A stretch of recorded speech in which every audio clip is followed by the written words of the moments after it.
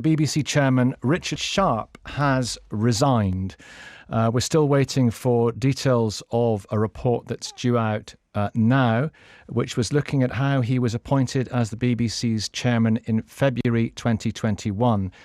It was considering if Mr. Sharp properly disclosed any involvement he had in facilitating an £800,000 loan guarantee to Boris Johnson, who was the Prime Minister at the time. Let me just bring you that news again. Richard Sharp has resigned as chairman of the BBC. He's given this statement. Let's hear what he has to say today. Good morning. I would like to thank Adam Heppenstall and his team for the diligence and professionalism they have shown in compiling today's report. Mr. Heppenstall's view is that while I did breach the governance code for public appointments, he states very clearly that a breach does not necessarily invalidate an appointment. Indeed, I've always maintained the breach was inadvertent and not material, which the facts he lays out substantiate. The Secretary of State has consulted with the BBC board, who support that view. Nevertheless, I have decided that it is right to prioritise the interest of the BBC.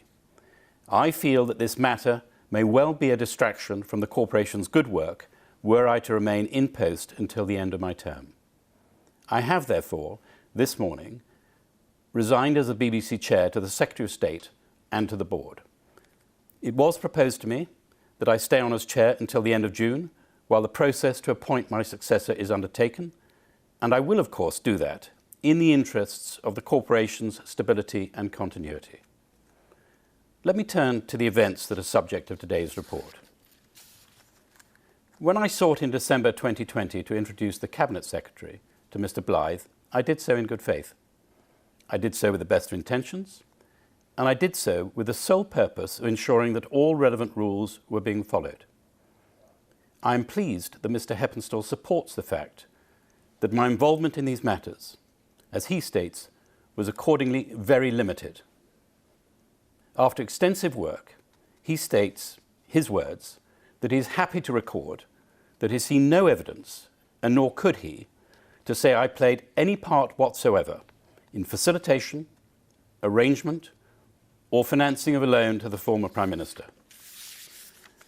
Now, during my conversation with the Cabinet Secretary on December the 4th, 2020, I reminded him of the fact that I was in the BBC appointment process. I believed, as a result of that conversation, that I had been removed from any conflict or perception of conflict. I understood this recusal to be absolute. This was my error.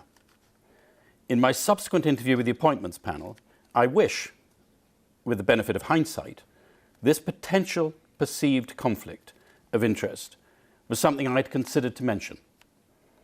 I would like once again to apologise for that oversight, inadvertent though it was, and for the distraction these events have caused the BBC.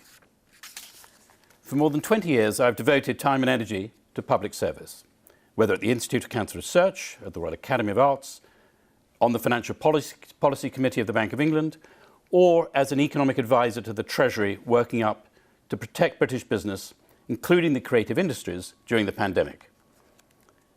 And for more than 2 years now, I've seen the beating heart of the BBC up close. And for all its complexities, successes, and occasional failings, the BBC is an incredible, dynamic, and world-beating creative force, unmatched anywhere. As chair, I have acted at all times in the public interest and for the betterment of the BBC. I'm proud to have fought for the recent return of government funding for the World Service. I've been active in commissioning independent thematic reviews of BBC coverage on touchstone issues, and I've championed the importance of the BBC as a well-funded and impartial public service broadcaster. To chair this incredible organisation has been an honour. The BBC's contribution to our national life is immense. Its people are hardworking and absolutely brilliant, and preserving and enhancing it really matters. Thank you.